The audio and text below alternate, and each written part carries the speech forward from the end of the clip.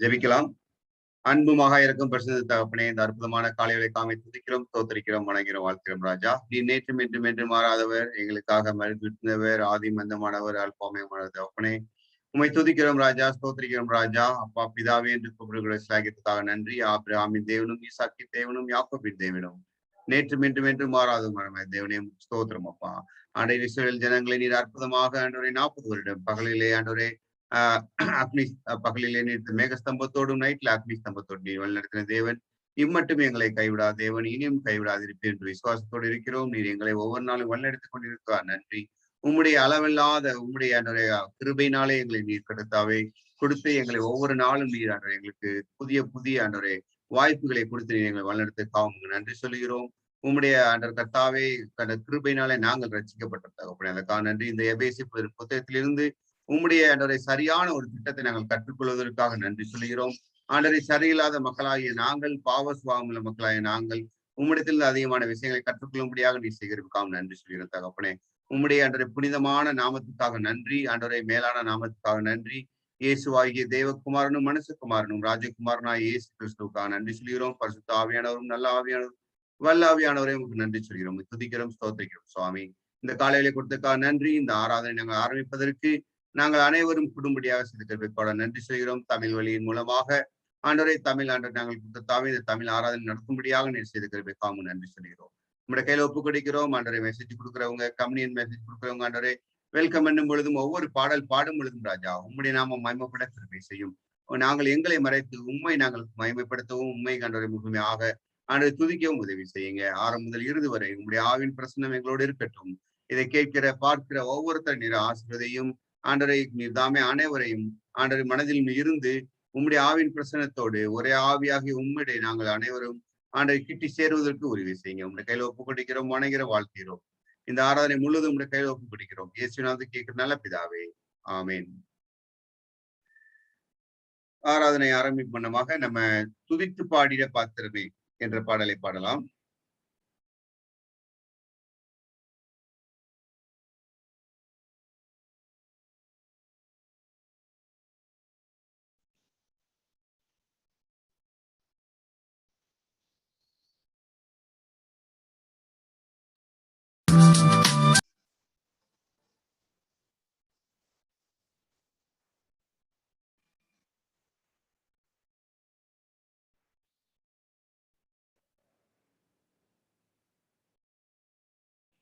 இப்போ correct screen தெரிஞ்சா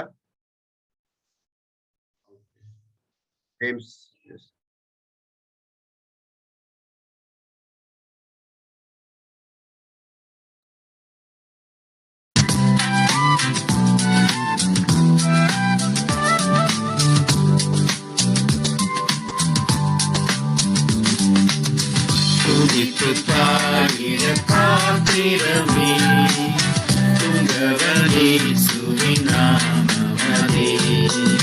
துதித்து பாடிட பாத்திரமே துங்கவனே சுவிநாமமே துதிகளின் மத்தியில் வாசம் செய்யும் தூயனை நேயமாய் ஸ்தோத்தரிப்போமே.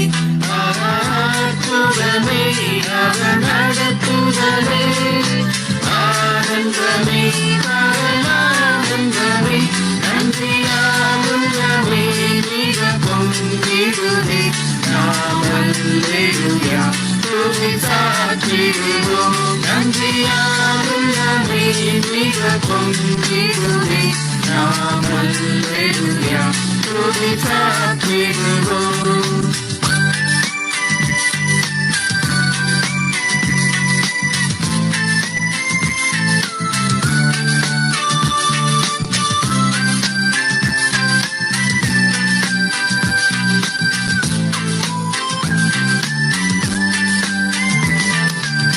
கடந்த நாட்களில் கண்மணி போல் கருத்துடன் நம்மை காத்தாரே. கடந்த நாட்களில் கண்மணி போல் கருத்துடன் நம்மை காத்தாரே. கர்த்தரையே நம்பி ஜீவித்திட கிருபையும் ஆனந்தம் சோத்தரிப்போமே அற்புதமே அவர் நடத்துதலே ஆனந்தமே ஆனந்தமே நன்றியாலுள்ளமே மிக பொங்கிடுவே நாம் அல்லேலூயா துதி சாற்றிடுவோம் நன்றியாலுள்ளமே மிக பொங்கிடுவே நாம் அல்லேலூயா துதி சாற்றிடுவோம்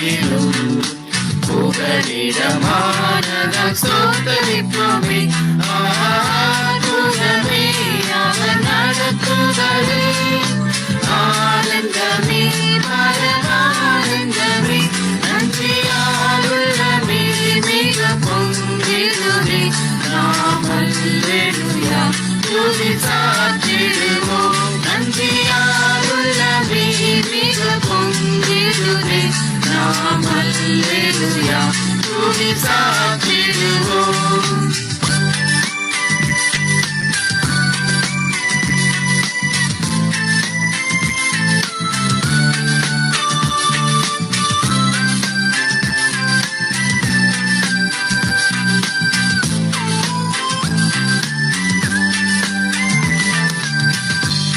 அக்கினியோடாய் நடந்தாலும் ஆழியின் தண்ணீரை கடந்தாலும் அக்கினியோடாய் நடந்தாலும் ஆழியின் தண்ணீரை கடந்தாலும் சோதனையோ மிக பெருகினாலும் ஜெயம் நமக்கீந்தரம் சோதரிப்போமே ஆனந்தமே அவர் நடத்துதலே ஆனந்தமே பரமானந்தமே நன்றியாலுள்ளமே மிக பொங்கிடுவே நாம் அல்லேலூயா துதி சாற்றிடுவோம் நன்றியாலுள்ளமே மிக பொங்கிடுவே நாம் அல்லேலூயா துதி சாற்றிடுவோம்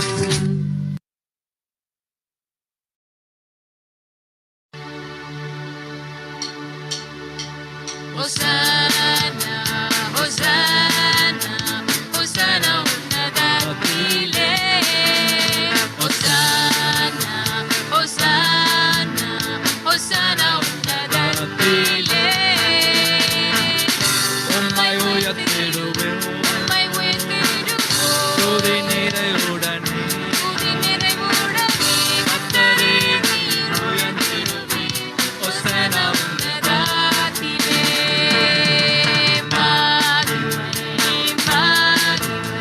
மகிமை ராஜராஜனே.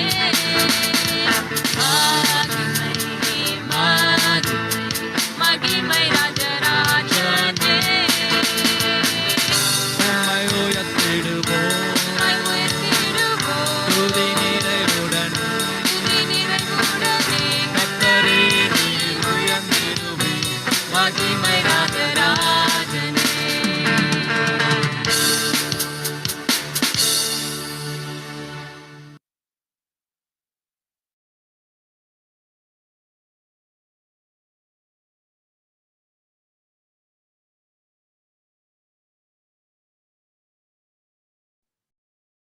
Dominic, brother.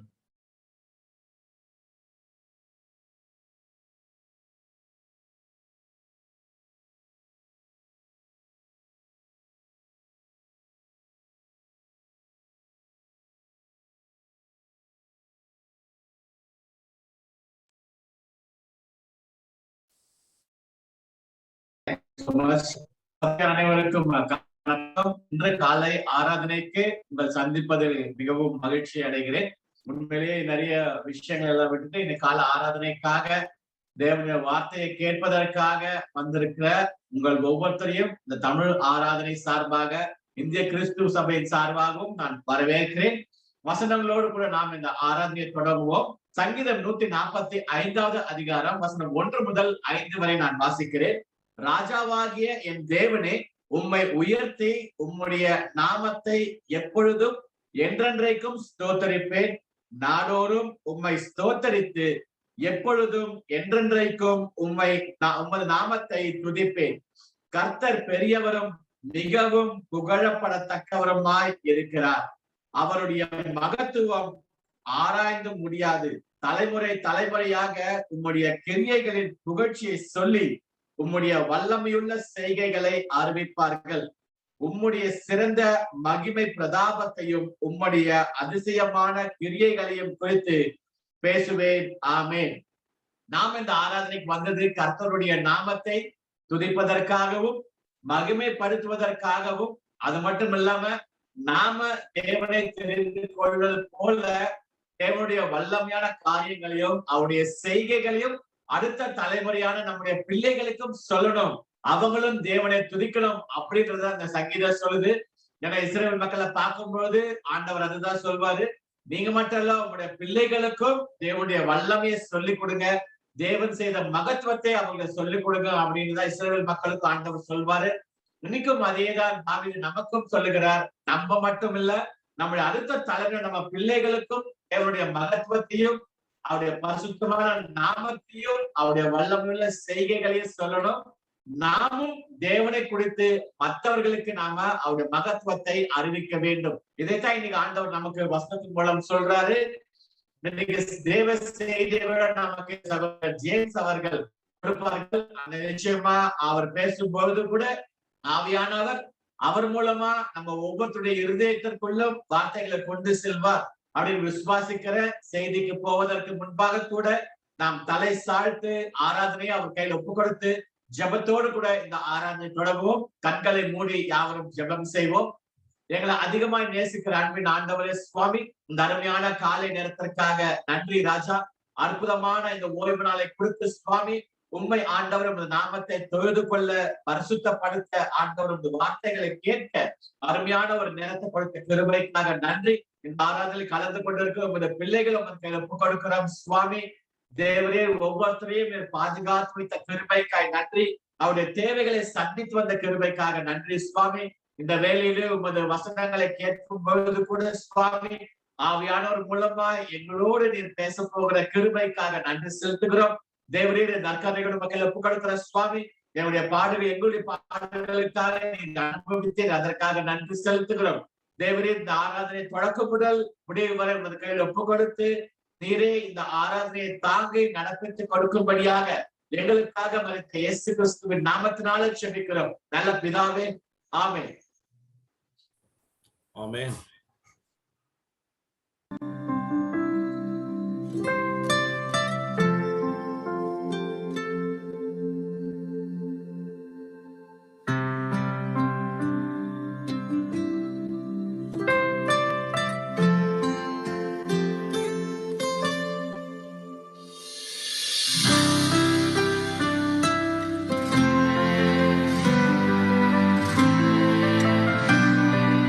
லேசான காரியம் உமக்கது லேசான காரியம்,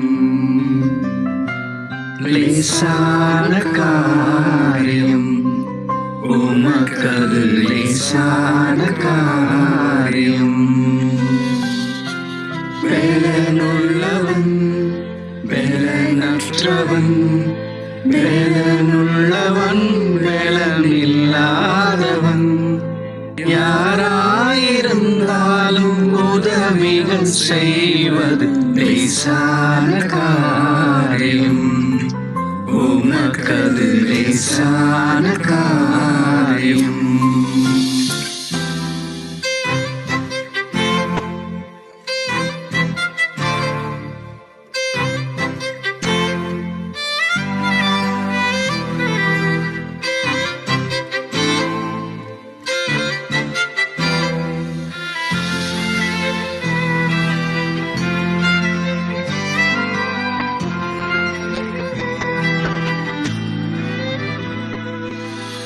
மண்ணை பிசைந்து மனிதனை படைப்பது லேசான காரியம். மண்ணை பிசைந்து மனிதனை படைப்பது லேசான காரியம். மண்ணான மனுவுக்கு மன்னாவை அளிப்பது லேசான காரியம். மண்ணான மனுவுக்கு மன்னாவை அளிப்பது லேசான காரியம். உமக்கது லேசான காரியம்.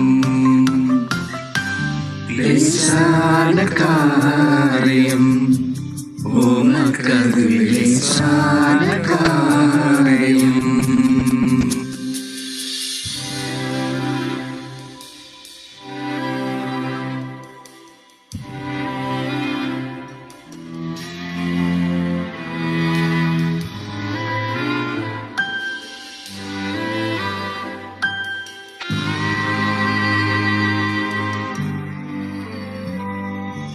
உயிரற்ற சடலத்தை உயிர் பெற செய்வது லேசான காரியம். உயிரற்ற சடலத்தை உயிர் பெற செய்வது லேசான காரியம். தீராத நோய்களை வார்த்தையால் தீர்ப்பது லேசான காரியம். தீராத நோய்களை வார்த்தையால் தீர்ப்பது லேசான காரியம். உமக்கது லேசான காரியம். லேசான காரியம். உமக்கது லேசான காரியம். லேசான காரியம். உமக்கது லேசான காரியம். பெலனுள்ளவன் பெலனற்றவன் பெலனுள்ளவன் பெலன் இல்லாதவன் யாராயிருந்தாலும் உதவிகள் செய்வது லேசான காரியம். உமக்கது லேசான காரியம்.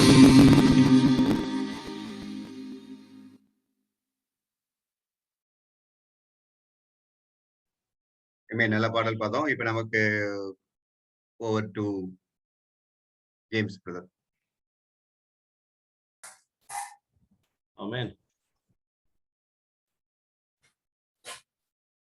Okay, good morning.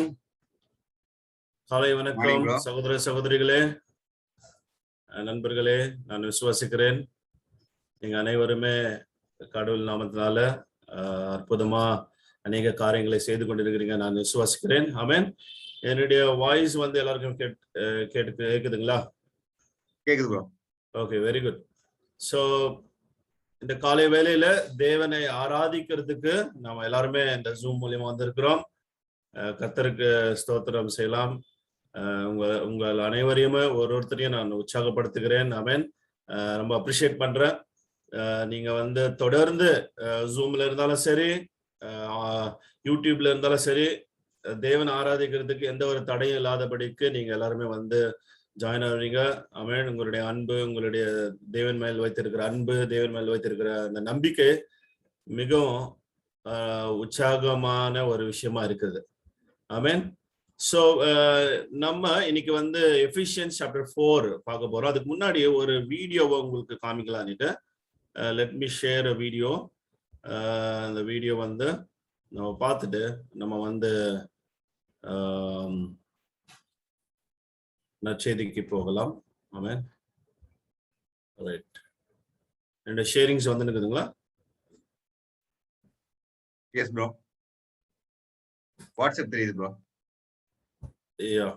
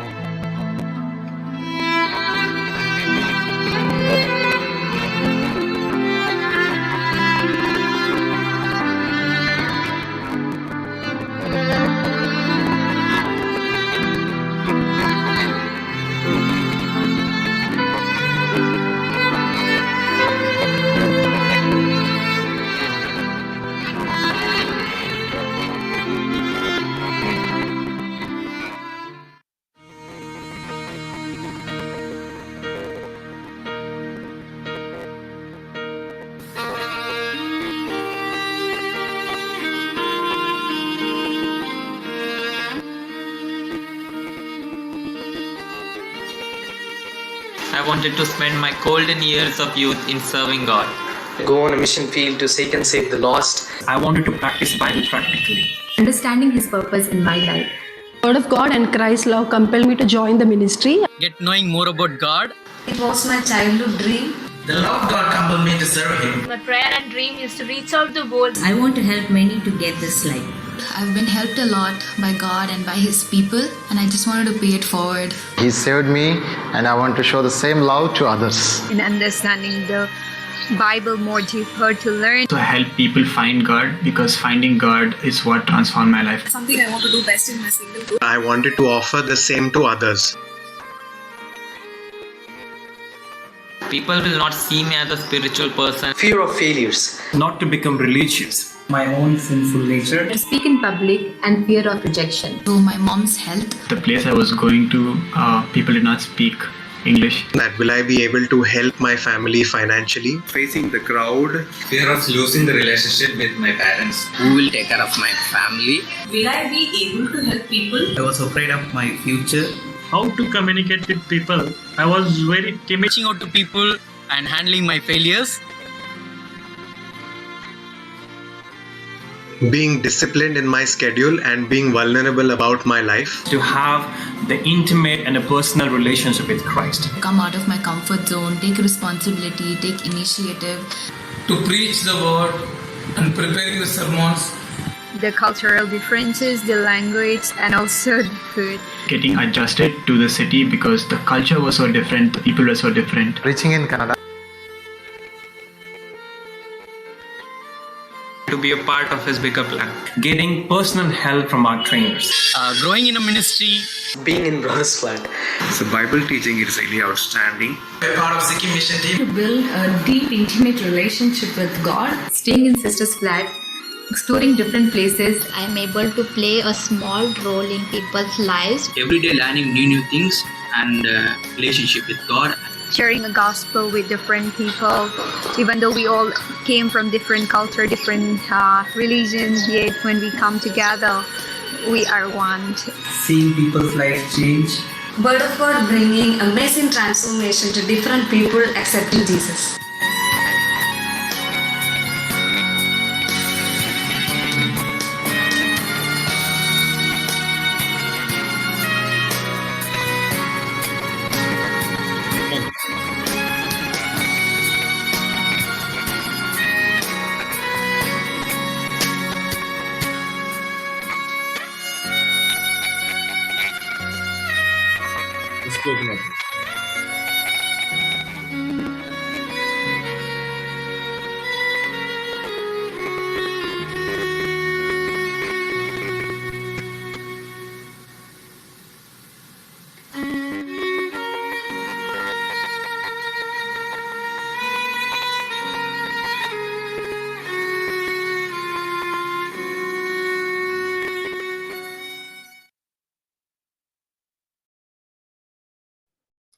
ஆமென்.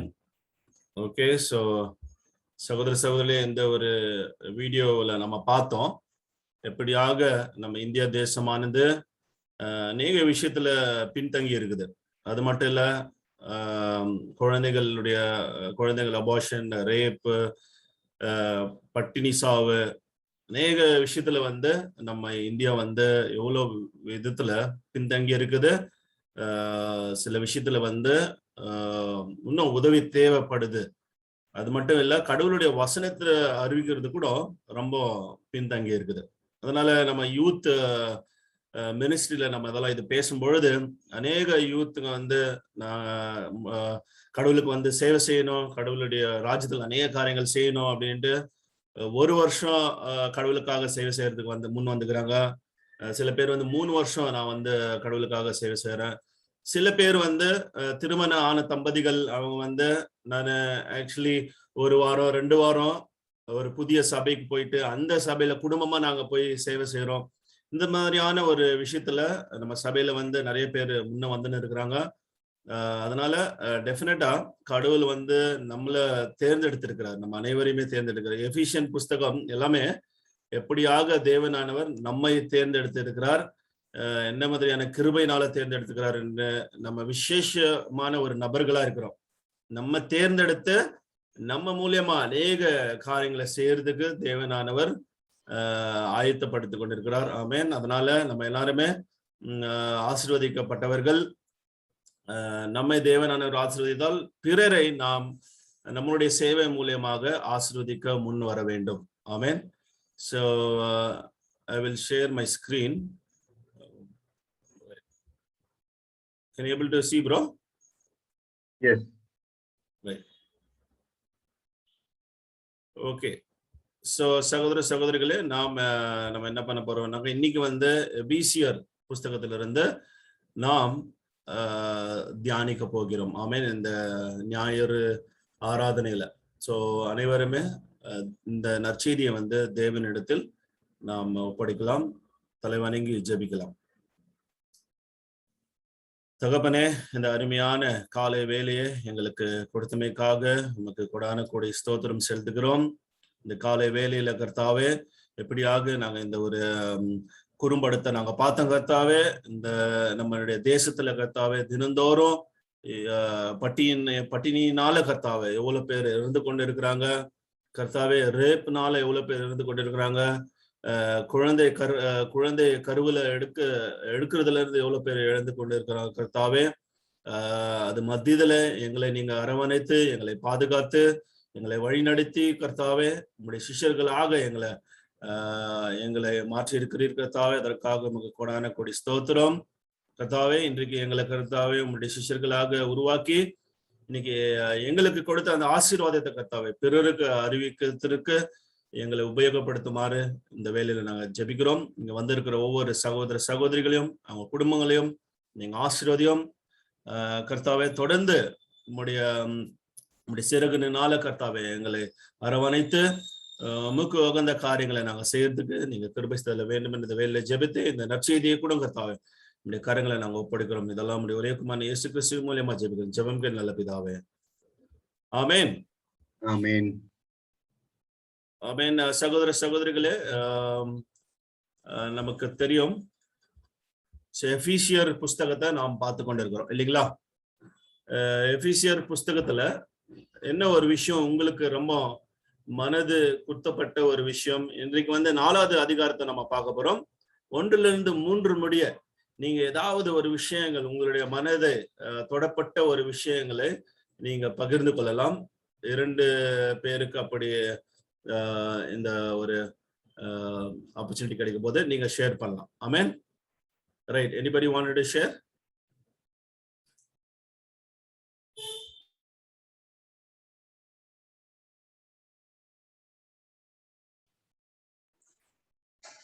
படுறதே இல்ல.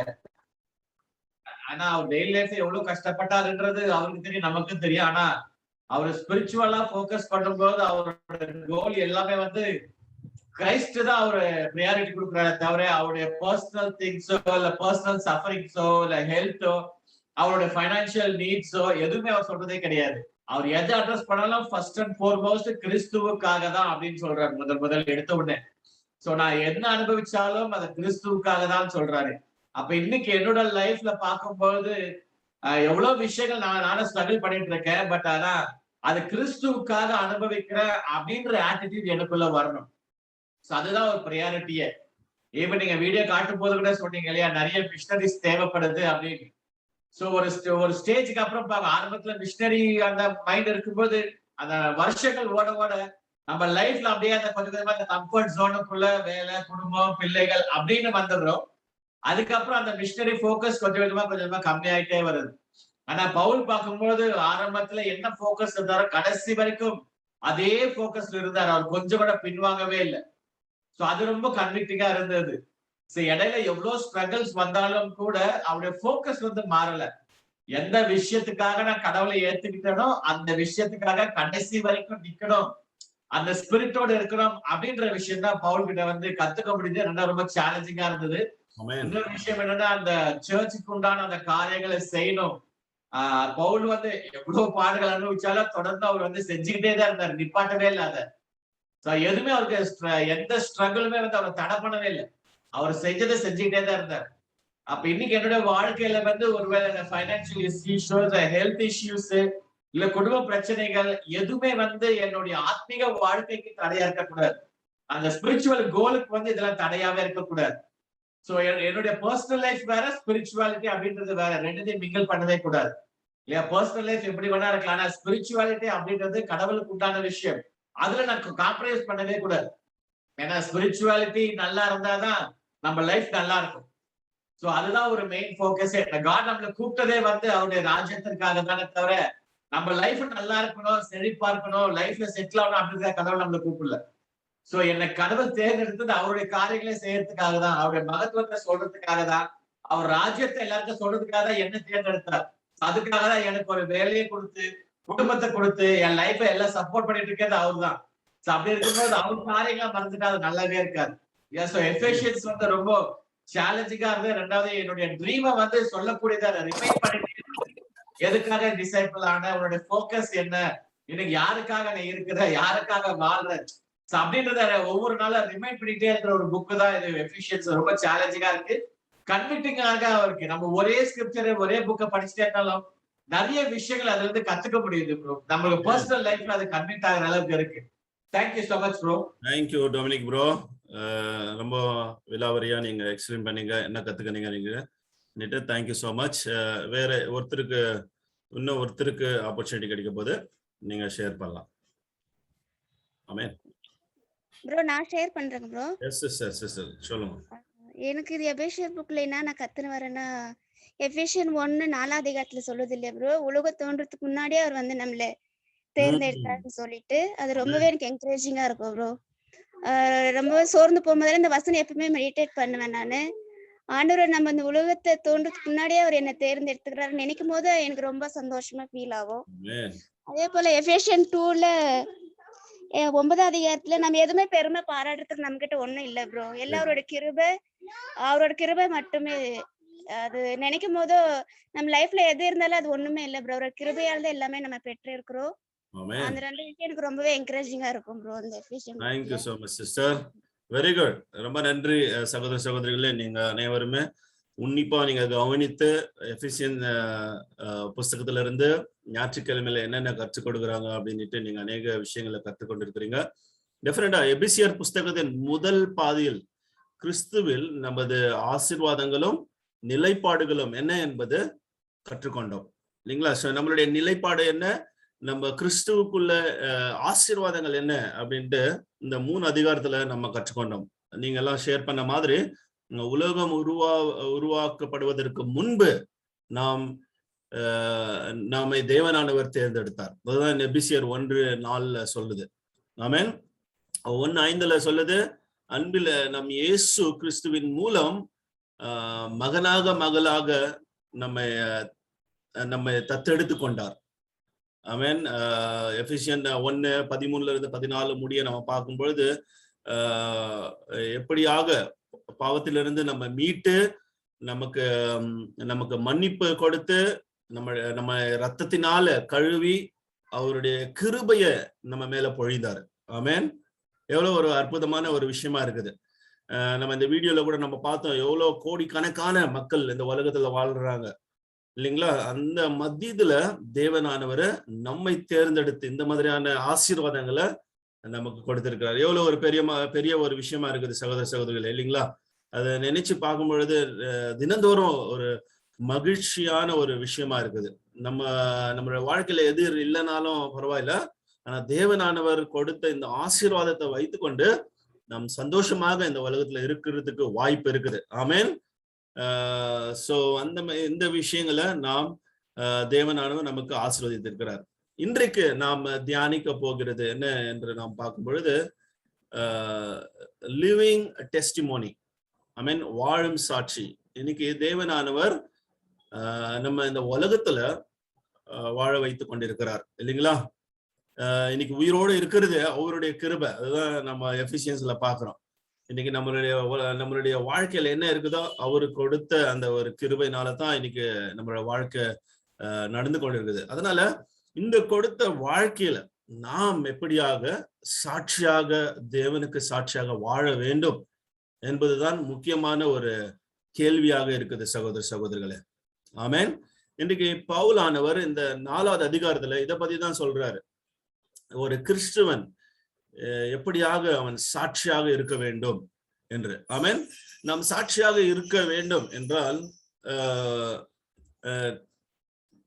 டெஃபினட்டாக 3 விஷயங்களை அதுக்கு முன்பாக டெஃபினட்டா இந்த ஒரு எபேசியர் புஸ்தகத்தை நாம் பார்க்கும் பொழுது இது வந்து 2 பிரிவுகளாக நாம் பிரிக்கலாம் எபேசியர் புஸ்தகத்தை.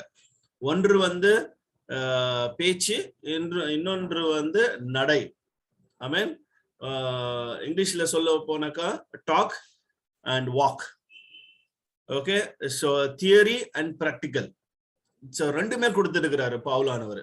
ஸோ எப்படியாக தேவனுடைய வசனத்தை நாம் படித்தது மட்டும் கிடையாது, என்ன விஷயங்கள் நாம் படித்தோமோ அதன் பிரகாரம் நடப்பது. ஆமென். எவ்வளவு ஒரு பெரிய ஒரு விஷயமா இருக்குது. பைபிள் ஆனது வெறும் பேசுறது மட்டும் கிடையாது, போதிக்கிறது மட்டும் கிடையாது, வேற ஒருத்தங்களுக்கு அறிவுரை சொல்றது மட்டும் கிடையாது. நம்மளுடைய வாழ்க்கையில, நம்முடைய நடைமுறையில நம்ம எப்படியாக அதை போட்டு பயன்படுத்துகிறோம் என்றதுதான் முக்கியமான ஒரு விஷயமா இருக்குது சகோதர சகோதரிகளே. இந்த எபிசியன் புஸ்தகம் நம்ம 3வது அதிகாரம் முக்கியம் படிச்சோம் இல்லைங்களா? அதுல அது முழுவதும் எப்படியாக பேசுவது, தேவனுடைய வசனம் எப்படி நம்ம கிட்ட பேசுது அப்படின்னுட்டு தான் அந்த 3 அதிகாரமும் சொல்லுது. நீங்க 4வது அதிகாரத்துல இருந்து பார்க்கும்பொழுது எப்படியாக இத பேசினதை நம்ம கேட்டோம், எப்படியாக நாம் நடக்க வேண்டும், இதுதான் ஒரு 2வது பகுதியாக இருக்கிறது. ஆமென். சகோதர சகோதரிகளே, நான் சொன்னது போல நாம் வாழும் சாட்சியாக இருக்க வேண்டும் நம்மளுடைய வாழ்க்கையில. ஓகே, லிவிங் டெஸ்டிமோனியாக நாம் இருக்க வேண்டும். அதுக்கு 3 விஷயங்கள் நம்மளுடைய மனதில் நாம் வைத்துக் கொள்ள வேண்டும். என்ன அது 3 விஷயங்கள்? சாட்சியம் எப்படி இருக்க வேண்டும் என்பதற்கான எளிய அமைப்பு என்னவென்று பார்க்கும் பொழுது, முதலாவதாக இயேசுவுக்கு முன் என் வாழ்க்கை எப்படி இருந்தது. ஆமென். வேற ஒருத்தவங்களுக்கு நாம் சாட்சியாக சொல்லும் பொழுது நம்மளுடைய வாழ்க்கை எப்படியாக இருந்தது, அது ரொம்ப முக்கியமான ஒரு விஷயமா இருக்குது. சில சமயம் நம்ம இயேசுக்குள்ள வரும்பொழுது பழைய விஷயங்களை மறந்துடுவோம் இல்லைங்களா? சோ இயேசுவுக்கு முன் என் வாழ்க்கை எப்படியாக இருந்தது. 2வதாக நான் எப்படி இயேசுவை அறிந்தேன், எப்படியாக இயேசு என்னை, நான் இயேசுவால் அறியப்பட்டேன், நான் எப்படி இயேசுவால் அறியப்பட்டேன், அவரை நான் எப்படி அறிந்தேன், அப்படி என்று அந்த 2வது ஒரு சாட்சியை நாம் மனதில் வைத்துக் கொள்ள வேண்டும். ஆமென். 3வது என்ன என்று பார்க்கும்போது, இயேசு என் வாழ்க்கையில் ஏற்படுத்திய வித்தியாசம். ஆமென். இந்த 3 விஷயங்களும் சகோதர சகோதரிகளை நம்முடைய வாழ்க்கையில வைத்துக் கொள்ள வேண்டும். இன்றைக்கு இந்த 3 காரியங்களை குறித்து நாம் பார்க்க இருக்கிறோம். ஆமென். எப்படியாக நம்மளுடைய கிறிஸ்துவ வாழ்க்கை ஒரு வாழும் சாட்சியாக இருக்க வேண்டும், ஆமென், லிவிங் டெஸ்டிமோனியாக இருக்க வேண்டும். அப்படி என்று பவுலானவர் இந்த எபேசியர் புஸ்தகத்துல 4வது அதிகாரத்துல சில குறிப்புகளோட நமக்கு கொடுத்திருக்கிறார். ஆமென். சோ நாம் இந்த காலை வேளையில நாம் எப்படியாக வாழும் சாட்சியாக இயேசுவுக்காக இருக்கலாம் அப்படின்னு இந்த எபேசியன் 4வது அதிகாரத்துல இருந்து நாம் கற்றுக்கொள்ளலாம். நம்ம மத்தியில சகோதரர் டொமினிக் சகோதரர் இருக்கிறார். அவர் எபேசியர் 4வது அதிகாரம் 17 இருந்து வாசிக்க போகிறார். நாம் கவனித்து இதை கேட்கலாம்.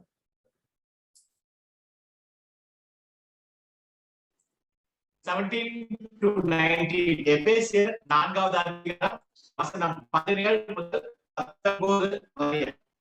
ஆதலால் கர்த்தருக்குள் நான் உங்களுக்கு சாட்சியாக சொல்லி எச்சரிக்கிறது என்னவெனில்,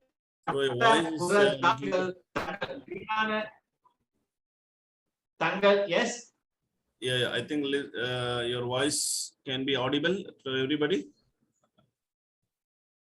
Yes. கேக்குதுங்களா? கொஞ்சம் டிஸ்டர்ப் ஆகுது. பரவாயில்ல படிங்க. ஓகே, எபேசியர் 4:17 முதல் 19 வரை.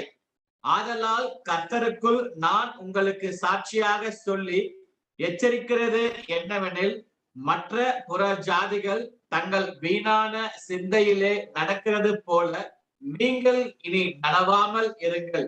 அவர்கள் புத்தியில் அந்தகாரப்பட்டு தங்கள் இருதய கடினத்தினால் தங்களில் இருக்கும் அறியாமையினாலே தேவனுடைய ஜீவனுக்கு அந்நியராய் இருந்து உணர்வில்லாதவர்களாய் சகலவித அசுத்தங்களையும் ஆவலோடு நடப்பிக்கும்படி தங்களை காம விகாரத்திற்கு ஒப்பு கொடுத்திருக்கிறார்கள். ஆமென். ஆமென்.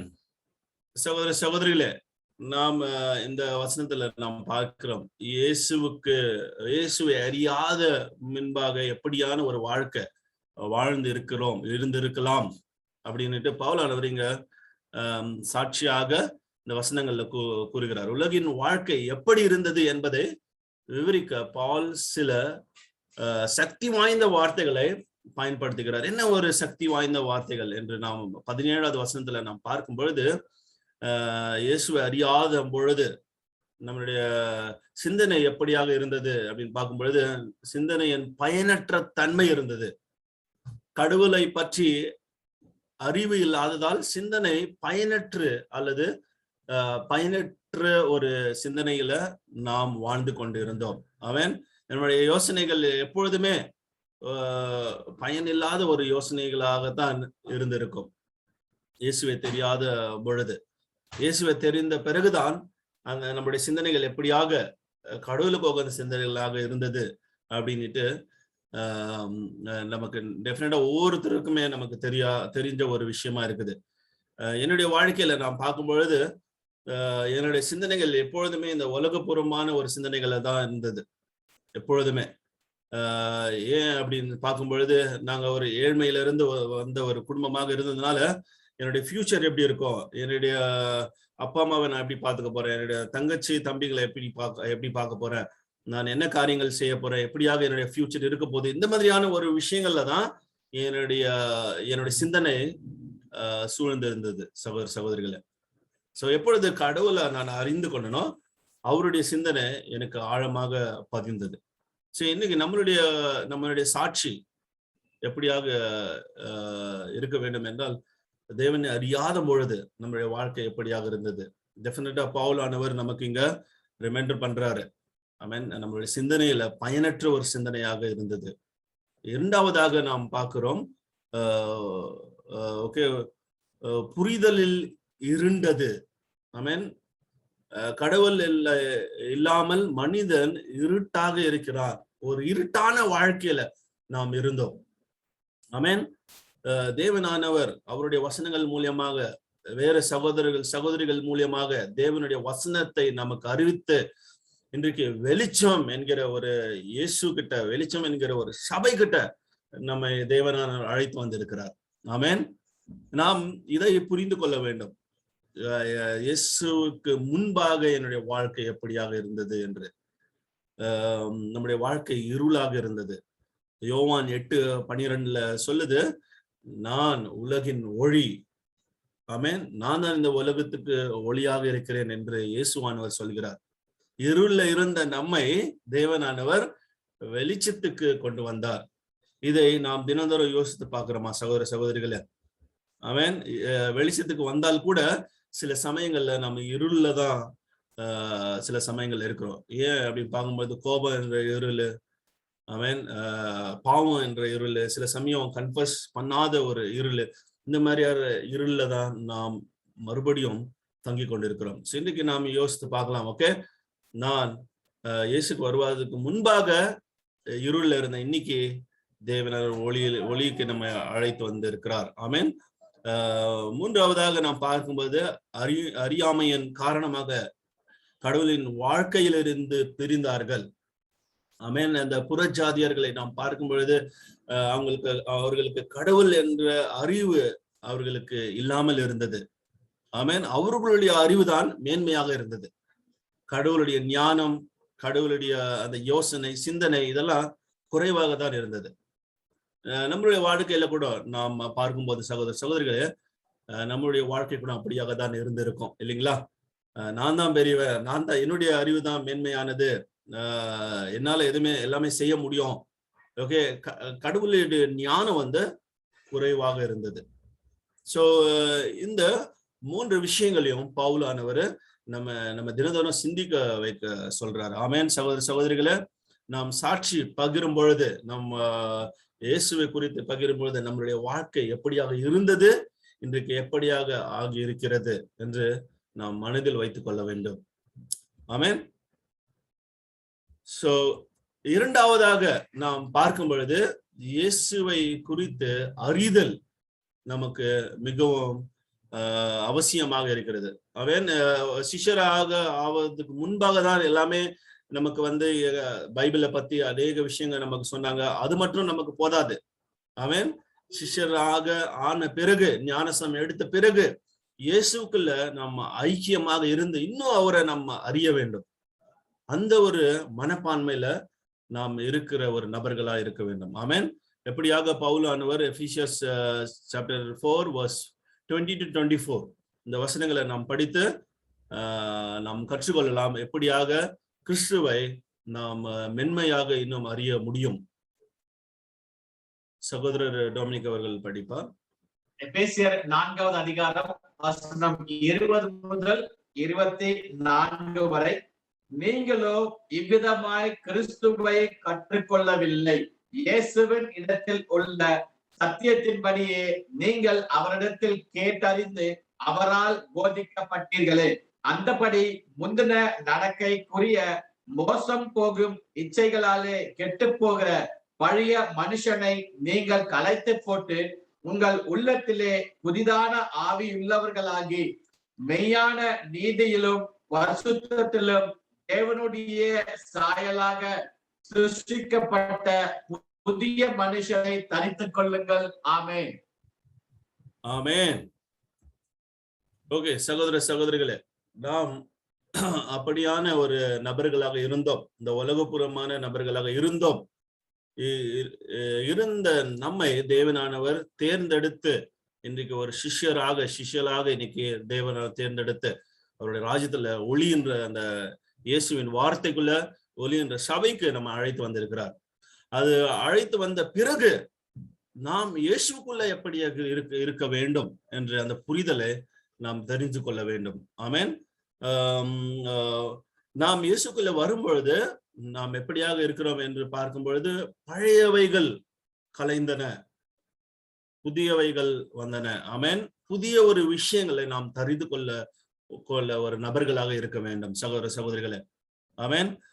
அந்த இருளான விஷயங்களை விட்டுவிட்டு, பாவமான விஷயங்களை விட்டுவிட்டு, உலகபூர்வமான விஷயங்களை விட்டுவிட்டு இன்னைக்கு இயேசுக்குள்ள நாம் எப்படி அறிந்தவர்களாக, புரிந்தவர்களாக, தெரிந்தவர்களாக, தேற்றினவர்களாக நாம் எப்படியாக இருக்க வேண்டும் என்று அதை நாம் புரிந்து வாழ முயற்சிக்க வேண்டும் சகோதர சகோதரிகளே. ஆமென். சோ அதுதான் இந்த வசனத்துல நாம் பார்க்கிறோம். புதிய சுயத்தை அணியுங்கள். புதிய சுயமானது உங்கள் மனதின் அணுகுமுறையில் புதிதாக உருவாக்கப்படுவதால் வருகிறது. ஆமென். மேலும் கடவுளின் அருள் பழைய வாழ்க்கையை தொடர்ந்து நிராகரிக்கவும் நமது புதிய வாழ்வு பிடித்து கொள்ளவும் நம்மை தூண்டப்படும். ஆமென். கடவுளுடைய அந்த கிருபை எப்படி சொல்லும் பொழுது பழைய வாழ்க்கையை நாம் வெறுக்கக்கூடிய அளவுக்கு தேவனானவர் நம்மை தூண்டுவார். ஆமென். புதிய வாழ்க்கைக்கு நாம் ஐக்கியமாக இருந்து இயேசுக்குள்ள நாம் அநேக காரியங்களை செய்யக்கூடிய ஒரு நபர்களாக நம்மை தேவனானவர் வழி நடத்துவார். ஆமென். நாம் ஒரு புதிய மனதை கொண்டிருக்கும் பொழுது புதிய வாழ்க்கை நமக்கு அங்க வருகிறது. ஆமென். நம்மளுடைய மனது, நம்முடைய எண்ணம், நம்முடைய சிந்தனை எப்படியாக இருக்க வேண்டும் என்று நாம் பார்க்கும் பொழுது இயேசுவின் அந்த சிந்தனை, இயேசுவின் அந்த யோசனை நமக்கு இருக்கும் பொழுது அங்க ஒரு புதிய வாழ்க்கை ஆரம்பிக்கும். ஆமென். இன்றைக்கு தினந்தோறும் நம்மளுடைய யோசனைகள், நம்மளுடைய சிந்தனைகள் அவரை புரிந்த ஒரு நபர்களாக நாம் இருக்கிறோமா? ஆமென். ஏதாவது ஒரு பிரச்சனைகள் வரும் பொழுது, ஏதாவது ஒரு சந்தர்ப்ப சூழ்நிலைகள்ல நாம் தள்ள விடும் பொழுது நாம் இயேசுவின் சிந்தனைகள் மூலியமாக அதை கையாளுகிறோமா என்று நாம் யோசித்து பார்க்கக்கூடிய ஒரு விஷயமா இருக்குது சகோதர சகோதரிகளே. ஆமென். இன்றைக்கு நாம் வாழும் சாட்சியாக இருந்தோம் என்றால் அவரை அறிந்து, அவரை புரிந்து, அவரை ருசித்து, அவருடைய வார்த்தைகளை நாம் ருசித்து நம்முடைய வாழ்க்கை அந்த பாதையிலாக சென்று கொண்டிருக்கும் சகோதர சகோதரிகளே. ஆமென். இன்றைக்கு இயேசுவை நாம் அறிந்தோம் என்றால் நாம் புதிய ஒரு நபர்களாக தினந்தோறும் வாழ்ந்து கொண்டிருப்போம். ஆமென். அதுதான் பவுலானவர் நமக்கு இந்த வசனங்கள்ல நினைவூட்டுகிறார். இன்றைக்கு நாம் யோசிக்கக்கூடிய ஒரு விஷயம் என்னவென்று நாம் பார்க்கும் பொழுது, நம்முடைய உறவுகள் எப்படியாக இருக்கிறது? நம்முடைய சபையில ஒருத்தர் சகோதர சகோதரிகள் கூட.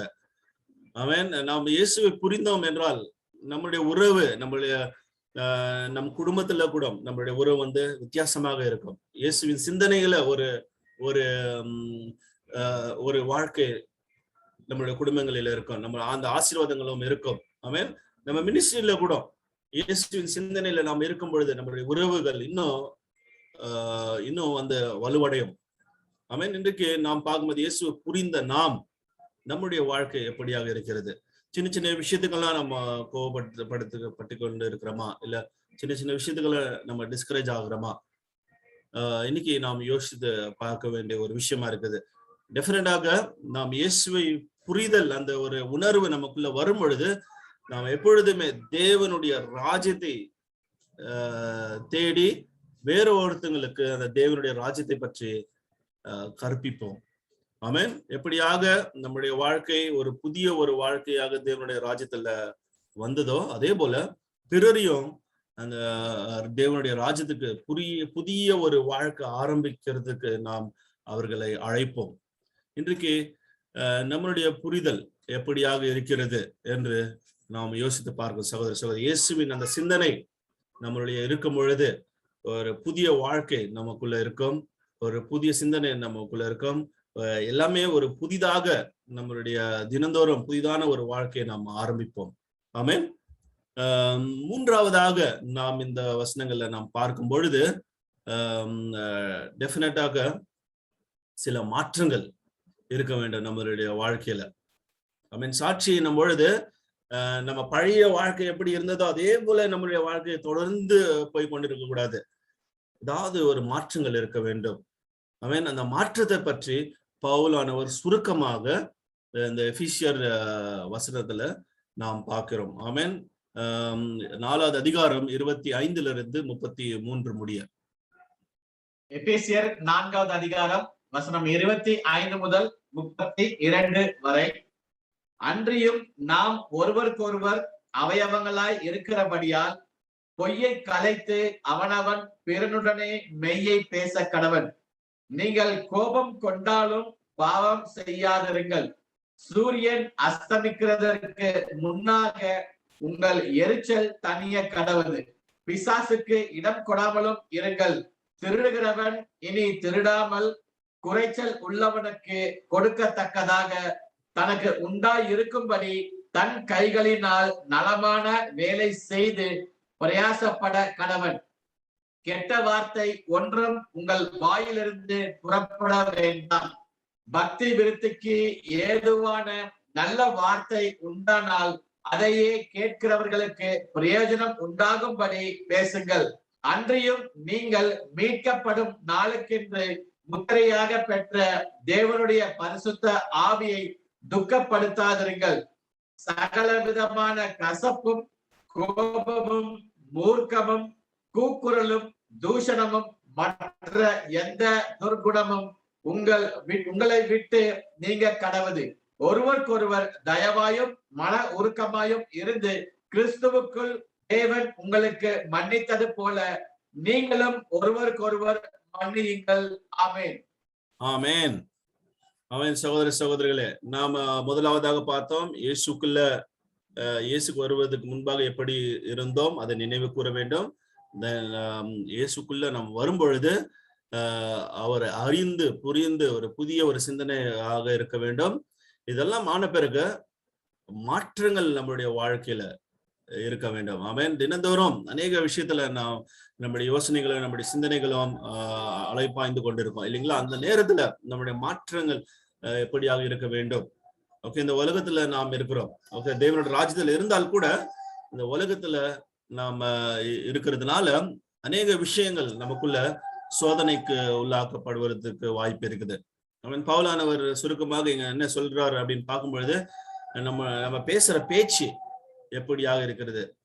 ஓகே, சோ பொய் பேசாத ஒரு வாழ்க்கை நாம் வாழ்ந்து கொண்டு இருக்கிறோமா, இல்ல நம்மளுடைய வாழ்க்கை முழுவதுமே பொய்யிலே இருக்கிறதா என்று நாம் இன்னைக்கு யோசித்து பார்க்க வேண்டுமா இருக்கிறது. சகோதர சகோதரிகள், இன்னைக்கு இயேசுக்குள்ள நாம் வரும்பொழுது மாற்றங்கள் தேவை. ஆமென்.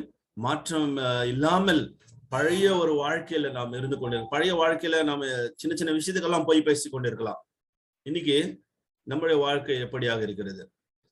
நாம் போய் பேசும் பொழுது நாம் நினைக்கிறோம், உணர்கிறோமா நான் போய் பேசிட்டேன் அப்படின்னுட்டு உடனே நம்ம மனம் மாறுறோமா? அதுதான் ஒரு முக்கியமான ஒரு விஷயமா இருக்குது சகோதர சகோதரிகளே. ஆமென். இன்னைக்கு பார்க்கும் பொழுது உலகமானது ஒரு பொய்யான ஒரு உலகமாக இருக்கிறது. எதுக்கு எடுத்தாலுமே பொய் தான் இருக்கும் இல்லைங்களா? எந்த ஃபீல்டுல நீங்க போனாலும் பொய் தான். ஆனா சபையில, மினிஸ்ட்ரியில, நம்ம குடும்பங்கள்ல, தேவனுடைய ராஜ்யத்துல நான் ஒருத்தருடைய உறவு எப்படியாக இருக்கிறது.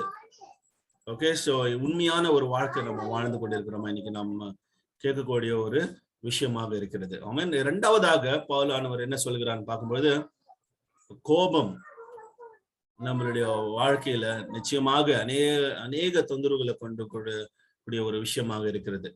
எனக்கு தேவனால தேர்ந்தெடுக்கப்பட்ட நாம் கோபத்துல எப்படியாக இருக்கிறோம்? ஆமென். ஸோ டெஃபினட்டா சில விஷயங்கள் நம்மளுடைய கண் முன்ன நடக்கும் பொழுது சில கோபங்கள் வர்றதுக்கு வாய்ப்பு இருக்குது. ஓகே, குடும்பத்துல இருந்தாலும் சரி, சபையில இருந்தாலும் சரி. ஆனா அந்த கோபம் என்கிறது ஒரு உணர்வு. கோபம் வரக்கூடாதுன்னுட்டு எதுவுமே கிடையாது. கோபம் வரும். ஆமென். கோபம் வந்தால் கோபத்துல நாம் பாவம் செய்யக்கூடாது. அதுதான் பைபிள் தெளிவாக கூறுகிறது. ஆமென். இன்னைக்கு கோபம் வந்த பிறகு நாம் பாவத்துல விழுகிறோமா? அதுதான் நாம் நினைக்க வேண்டும். ஆமென். சோ இன்னைக்கு கோபத்தினால அநேக குடும்பங்கள் இன்னைக்கு பிரிந்து இருக்கிறது. கணவன், மனைவி, பிள்ளைகள். ஆமென். கோபத்தினால சில பேர் வருஷம் கணக்குல பேசாம இருக்கிறாங்க. கோபத்தினால மனதுக்குள்ள ஒரு வேதனை, ஒரு வெறுப்பு. ஆமென். இதெல்லாம் ஒரு பாவமா இருக்குது சகோதர சகோதரிகளே. இன்னைக்கு பவுலானவர் நமக்கு தெளிவாக சொல்கிறார். என்ன சொல்லும்போது, கோபத்தின் மூலியமா பாவம் செய்யாத ஒரு நபர்களா இருக்கணும். ஆமென். கோபம் என்கிறது, நான் சொன்னது போல, கோபம் என்கிறது ஒரு உணர்வு. அந்த உணர்வு எல்லாருக்குமே வரும் மனிதர்களாக பிறந்த பொழுது. ஆமென். ஆனால் அந்த கோபத்தை வைத்து கொண்டு நாம் பாவம் செய்யாமல் இருப்பதுதான் நல்லது. ஆமென். இன்னைக்கு நம்ம கோபத்துல ஏதாவது செய்திருக்கலாம். மறுபடியும் நம் தேவனிடத்தில் வந்து மன்னிப்பு கேட்டு மாறுதலை கொண்டு வரக்கூடிய வாழ்க்கையாக இருக்க வேண்டும். ஆமென். சோ இந்த விஷயத்தில் நாம் எப்படியாக இருக்கிறோம் என்று நாம் சிந்தித்து பார்வோம். மூணாவதாக திருடுதல். ஆமென். அநேக நாம் இயேசுக்கு வருவதற்கு முன்பாக அநேக விதத்தில் நாம் திருடி இருக்கலாம். சின்ன சின்ன விஷயங்கள்ல நாம் திருடி இருக்கலாம். ஸ்கூல்ல திருடி இருக்கலாம், இல்ல சின்ன பென்சிலா இருக்கலாம், ரப்பரா இருக்கலாம், இல்ல வீட்டுல சில விஷயங்களா இருக்கலாம். ஆமென். இன்னைக்கு நாம் சிஷ்யர்களாக ஆன பிறகு கூட அந்த மாதிரியான யோசனைகள் நமக்கு வந்து கொண்டிருக்கிறதா? ஓகே, மாற்றங்கள் நாம் கொண்டு வந்திருக்கிறோமா? இல்ல அதுலயே நாம் யோசனைகள் இருக்கிறதா? ஓகே, இன்றைக்கு நாம் சிந்தித்து பார்ப்போம். ஏன் என்று நாம் சொல்லும் பொழுது, இயேசுவானவர் நம்ம இன்னைக்கு தேர்ந்தெடுத்து அவருடைய ராஜ்யத்துல வைத்திருக்கிறார். அவன் இந்த ராஜ்யத்துல வைத்திருக்கும் பொழுது கடந்த வாழ்க்கை எல்லாமே ஒழிந்தன. நாம் புதிய ஒரு வாழ்க்கையாக இருக்க வேண்டும்.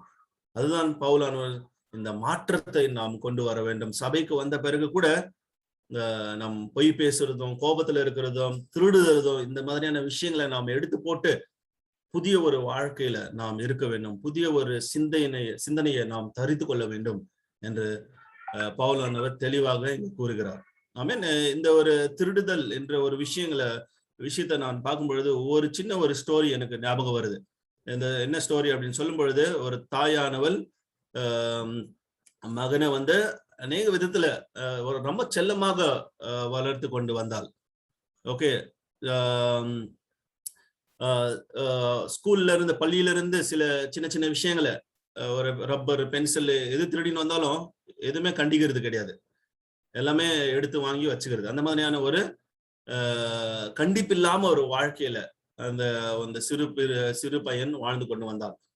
அவன் பெரியவன் ஆன பிறகு ஓகே, அநேக ஒரு பெரிய ஒரு பேங்க்ல போய் கொள்ளை அடித்து திருடி போலீஸ் அவர்களை பிடித்து ஓகே, அவர் வந்து எந்த ஒரு தருணத்துக்கு வந்தார் அப்படின்னு பார்க்கும் பொழுது, அவர் தூக்கு மேடைக்கு போடக்கூடிய ஒரு நபராக மாறினார். அந்த தூக்கு மேடையில போடும் பொழுது அங்க இருக்கிற போலீஸ்ல கேட்டாங்க, உங்களுக்கு என்ன ஒரு கடைசி ஒரு என்ன ஒரு கடைசியாக உங்களுக்கு என்ன தேவை, என்ன விருப்பம் அப்படின்னு சொல்லும் பொழுது என்னுடைய தாயை நான் பார்க்கணும் அப்படின்னு சொல்றாரு. அவங்களுடைய தாயை அங்க கூட்டிக் கொண்டு வரும்பொழுது அந்த தாய்க்கு காதுல சொல்ற மாதிரி அந்த காதை கடித்து கொதறிட்டாரு. ஏன் அப்படின்னு சொல்லும் பொழுது, எனக்கு எல்லாமே நீ கத்துக் கொடுத்த, திருடக்கூடாதுன்னுட்டு எனக்கு கத்துக் கொடுக்கல, அதனாலதான் எனக்கு ரொம்ப கோபமா இருக்குது உங்க மேல.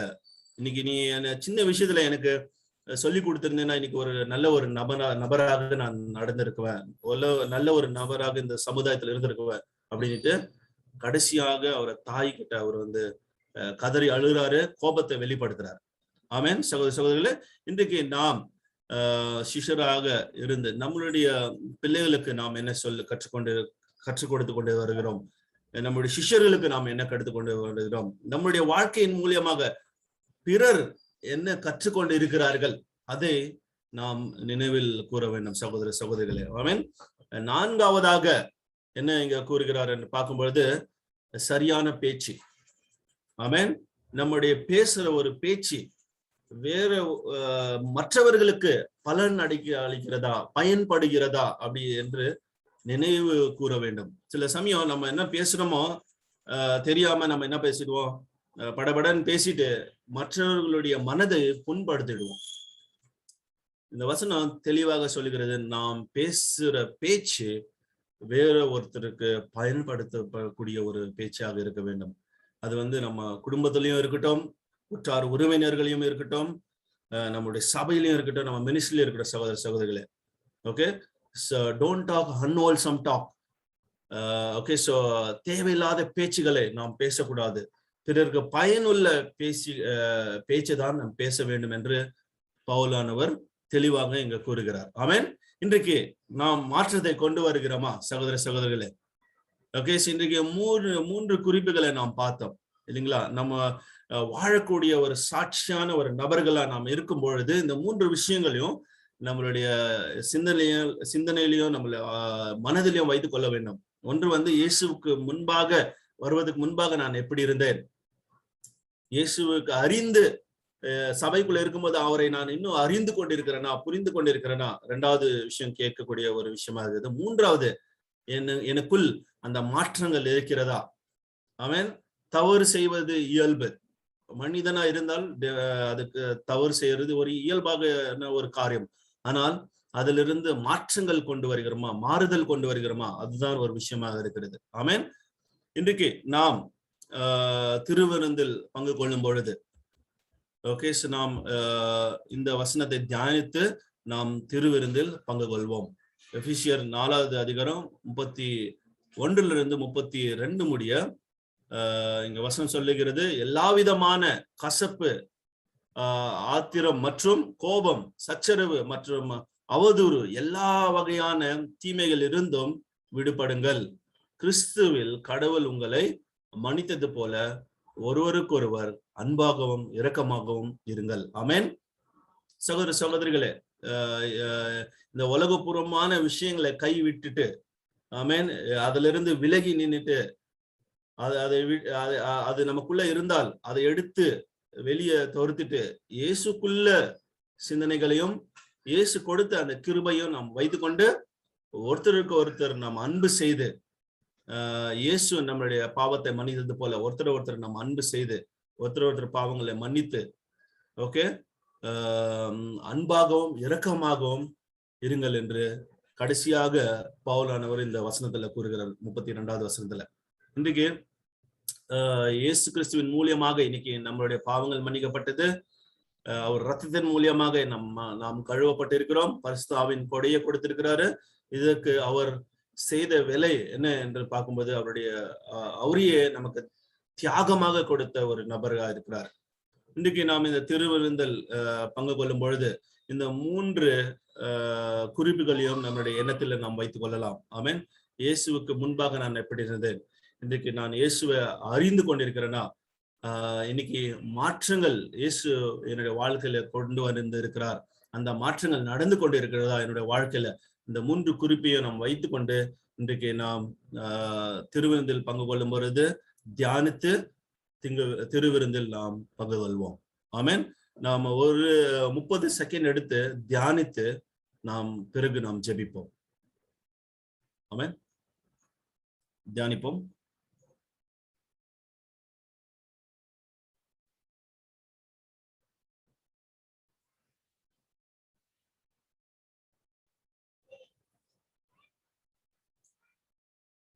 ஜெபிப்போம் திருவிருந்துக்காக.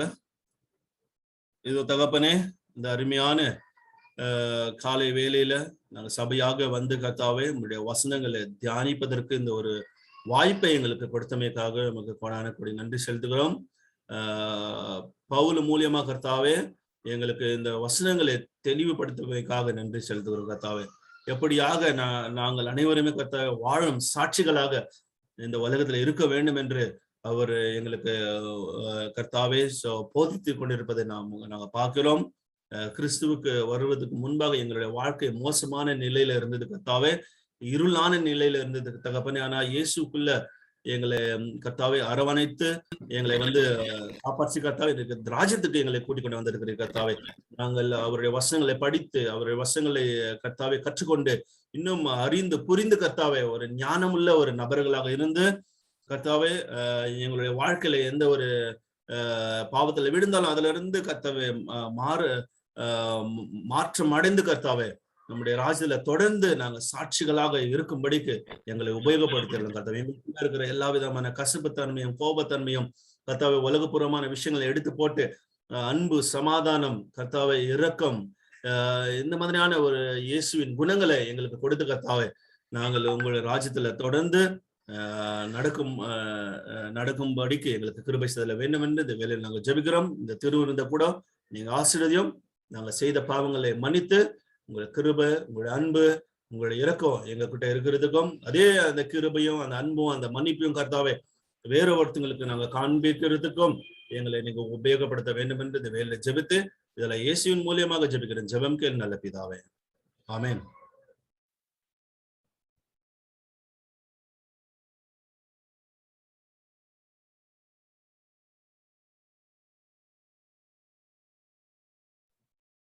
எல்லாரும் திருவிருந்துல பங்கெடுக்கலாம்.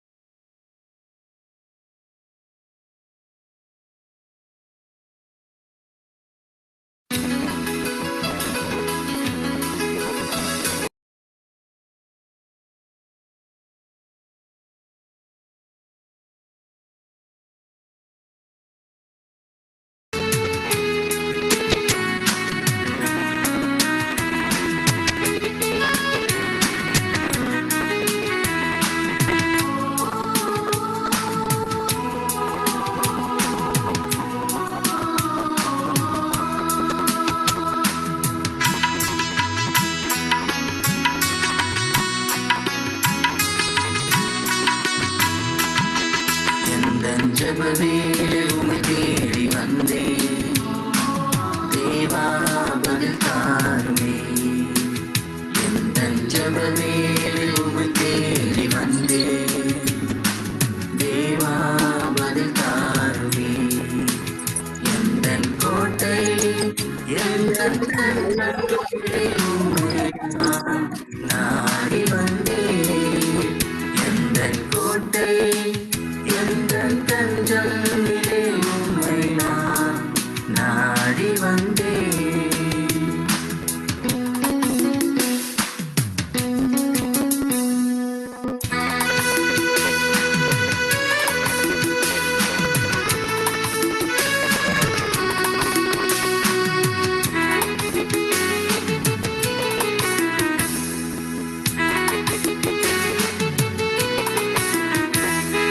சோராது ஜெபிப்பிட ஜெபமாய் வரம் தாருமே.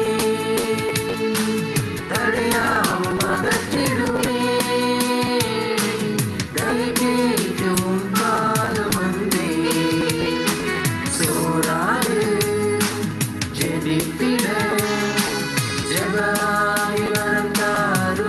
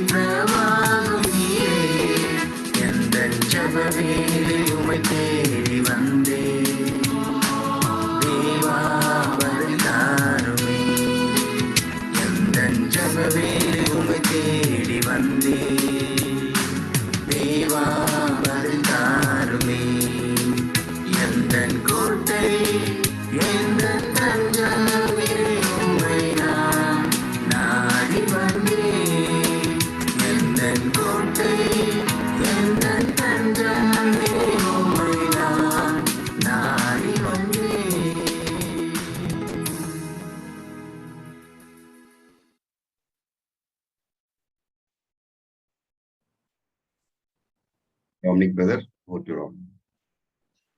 ஆமென். சகோதர சகோதரிகளே, ஒரு அற்புதமான செய்தியை தேவன் நமக்கு கொடுத்தார் ஜேம்ஸ் சகோதரர் மூலமா. நான் கத்துக்கிட்ட விஷயம் என்னன்னாக்கா, ஆரம்பத்திலே அவர் சொன்ன மாதிரி இயேசுவுக்கு முன் என் வாழ்க்கை எப்படி இருந்தது, இயேசுவுக்கு பின் என் வாழ்க்கை எப்படி இருக்கு. இப்ப நிறைய பேர் சொன்னாங்களா கிமு கிபி அப்படின்னு, அந்த மாதிரிதான் என்னோட வாழ்க்கையில. கிறிஸ்துவுக்கு முன்னால நிச்சயமா யாருடைய வாழ்க்கை நல்லா இருக்காது, அதே போலதான் என்னுடைய வாழ்க்கையும் மோசமா தான். ஆனா கிறிஸ்துவை ஏற்றுக்கொண்ட பின்னாடி என் வாழ்க்கை மாறி இருக்கா அப்படின்னு போகும்போது ஒரு 50% தான் சொல்ல முடியும். இன்னொரு 50% வந்து இந்த பழைய மனுஷனுக்கு உண்டான காரியங்கள் என்ன இருக்கு. அவர் சொன்ன மாதிரி இந்த கோபம், மன்னிக்க முடியாத தனம் இல்லையா, ஒரு சில விஷயங்கள் எல்லாம் இன்னும் இருக்கு. சோ அப்படி பார்த்தோம்னா நான் இன்னும் கிறிஸ்துவ வந்து முழுசா ஏற்றுக்கொள்ளவில்லை, இல்ல முழுசா நான் இன்னும் மாறல. அதுதான் அவருடைய அர்த்தமா இருக்கு. ஏன்னா இன்னொரு வசனம் கடைசியா சொன்னாரு, அதாவது திருட்டு, பொய், கோபத்துல வர வார்த்தைகள், இதெல்லாம் வந்து நம்ம பழைய மனுஷனை வந்து வெளிப்படையா காட்டும் அப்படின்னு சொன்னாரு. நல்ல செய்தி கொடுத்தாரு. என் வாழ்க்கையில நிறைய என்னோட கோபம் தான் என்னுடைய பலவீனமா இருக்கு. அந்த கோபம் வரும்போது அந்த பழைய மனுஷனுக்கு உண்டான விஷயங்கள் எல்லாமே வெளியில வரும். அதான் பவுலும் சொன்னாரு, நீங்க கோபம் கொண்டாலும் பாவம் செய்யாமல் இருங்க அப்படின்னு சொன்னாங்க. கோபம் தான் வந்து பாவத்திற்கு அறிகுறி. நம்ம பேசுற வார்த்தைகள், நம்ம சொல்ற விஷயங்கள், மற்றவங்களை காயப்படுத்துற அளவுக்கு நம்ம பேசுற விஷயங்கள், அதுதான் வந்து தேவன் அதுல இருந்து விலக்கி. இன்னொரு விஷயம் வந்து, அதாவது தேவையில்லாத வார்த்தைகளை பேசக்கூடாது, மத்தவங்களோட பக்தி விருத்திக்கு ஏதுவான வார்த்தைகளை பேசணும். அப்படி நான் பேசுற வார்த்தைகள் வந்து மத்தவங்களை வந்து அவங்களோட விசுவாசத்தை பலப்படுத்த தவிர அவங்களை காயப்படுத்துற வரைக்கும் பேசக்கூடாது. அதுதான் நிறைய நான் பண்ணியிருக்கேன். அடுத்தவங்களை குறைகளை சொல்லி அவங்களோட தவறுகளை சொல்லி காயப்படுத்துற பேசுறத தவிர அவங்களோட விசுவாசம் வளர அளவுக்கு நாம் என்னோட பேச்சு இருக்கணும். அதுவும் இந்த செய்தியில அற்புதமா நம்ம கத்துக்கிட்டோம். உண்மையிலேயே ஜேம்ஸ் மூலமா தேவ செய்தி, ஆண்டவர் அற்புதமா ஒரு செய்தி கொடுத்தாரு. கர்த்தருக்கு மகிமை செலுத்த நேரத்தில் ஒரு சில அறிவிப்புகள் இருக்கிறது. அடுத்த ஞாயிற்றுக்கிழமை நமக்கு வந்து யூடியூப்ல தான் நமக்கு சர்வீஸ் இருக்கும். கன்னடா வழக்கம் போல ஜூம்லயும் யூடியூப்ல இருக்கும். அது மட்டும் இல்லாம நாம் முன்னாடியே சொன்ன மாதிரி நிறைய தேவைகள் இருக்கு சபையில. நிறைய பேருக்கு வந்து நிறைய தேவைகள் இருக்கு. எல்லோருமே அற்புதமா நம்ம சபைக்காக கொடுத்து கொண்டு இருக்கிறோம். அதனால தவறாம உங்க மாத காணிக்கைகளை நீங்க தவறாம கொடுக்கும்படியா கேட்டுக்கொள்கிறோம். ஒருவேளை கொடுக்க முடியாதவங்க, ஆன்லைன்ல பண்ண முடியாதவங்க, பிரச்சனை இருக்கிறவங்க, உங்க குடும்ப சபை தலைவரை கேட்டீங்கன்னாக்க அவங்க உங்களுக்கு ஹெல்ப் பண்ணுவாங்க. அது மட்டும் இல்லாம இந்த மாதம் 29 முதல் 31 தேதி வரை கர்நாடகா சேட்டலைட் கிறிஸ்டியன்ஸ் கான்பரன்ஸ் இருக்கு. அது தவறாம அதுல இருப்பவங்க கலந்து கொள்ளும்படியா கேட்டுக்கொள்கிறோம். அது மட்டும் அதுக்காக ஜெபம் செய்யும்படியா கேட்டுக்கொள்கிறோம். இன்று மதியம் 12:30 நமக்கு குழந்தைகள் காப்பதற்கு உண்டான அந்த பாடங்கள் நடைபெறும். தயவு செய்து உங்கள் பிள்ளைகளை, எதிர்கால சீஷர்களை அதுல தவறாம நீங்கள் சேர்த்துக் கொள்ளு. தேவனுடைய ஆசீர்வாதங்களை, காரியங்களை கற்றுக்கொள்ளும்படியா கேட்டுக்கொள்ளப்படுகிறார்கள். நேரத்தோட ஜபத்தோடு கூட நம்ம ஆராதனையை முடிப்போம். கண்களை மூடி நாம் யாரும் ஜபம் செய்வோம். எங்களை அதிகமாய் நேசிக்கிற அன்பின் ஆண்டவரே சுவாமி, இந்த அருமையான செய்திக்காக நன்றி ஆண்டவரே. கர்த்தாவே, எங்க வாழ்க்கையில நாங்க எந்த இடத்துல இருக்கிறோம், உண்மை எந்த அளவுக்கு தெரிந்து கொண்டிருக்கிறோம், செய்தியின் மூலம் கர்த்தாவே வசனத்தின் மூலம் எங்களுக்கு புரிய வைத்த கிருபைக்காக நன்றி சுவாமி.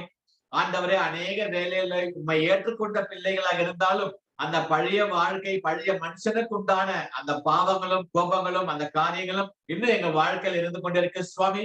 புதிதான மனிதனை நாங்கள் தரித்துக் கொள்ள உதவி செய்யுங்க. ஆவில் நிறைந்த மனிதர்களா இருக்க உதவி செய்யுங்க கர்த்தாவே.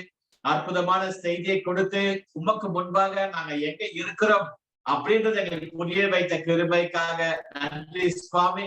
என்னுடைய பழைய மனுஷனுக்கு உண்டான வாழ்க்கையை நாங்க கலைத்துக் கொள்ள உதவி செய்யுங்க ஆண்டவர். ஏற்றுக்கொண்ட பிள்ளைகளா, முழுவதுமா மாறின பிள்ளைகளா, வெளிச்சத்தில் இருக்கிற பிள்ளைகளா இருக்க உதவி செய்யும்படியாய் செபிக்கிறோம். செய்தியை கொடுத்த சகோதரருக்காக நன்றி செலுத்துகிற சுவாமி. இந்த ஆராதனை கலந்து கொண்டும் இந்த பிள்ளைகள் மக்கள் ஒப்புக் கொடுக்கிற சுவாமி.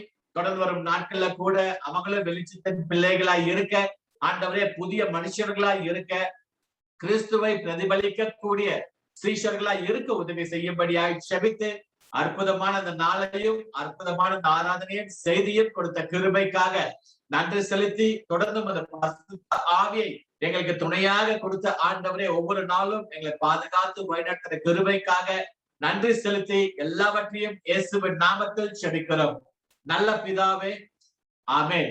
இந்த நேரத்துல கூட நமக்கு பிரேக் அவுட் ரூம்ஸ் விசுவாசிக்கிறேன். செய்தியில பகிர்ந்து கொண்டதை நம்ம பிரேக் அவுட் ரூம்ஸ்ல நம்முடைய சகோதர சகோதரோடு சேர்ந்து நம்ம அணிநிலையத்துல நம்ம கலந்து கொள்ளும் போது கூட நம்ம பகிர்ந்து கொள்ளலாம்.